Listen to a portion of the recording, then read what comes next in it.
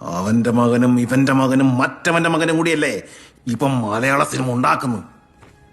ഇവിടെ എന്റേതായ സ്ഥാനം ഉണ്ടാക്കാൻ വേണ്ടി ഞാൻ എടുക്കുന്ന സ്ട്രെസ്സിനിടയിൽ ചിലപ്പോൾ ഞാൻ 3-4 ബിരിയാണി കൂടുതൽ കഴിച്ചു വരും. അതിന്റെ പേരിൽ ഞാൻ തടി വെച്ച നെഗറ്റീവ് മാത്രം പറയുന്ന ചില സോഷ്യൽ മീഡിയ മെഗലോമേനിയാക്സ് എന്നെ ബോഡി ഷേവിംഗ് ചെയ്യും. ആ ബാധൂടം കളിയാക്കും. ഒറ്റയ്ക്ക് വഴിവെട്ടി വന്നവനാണ് ഞാൻ.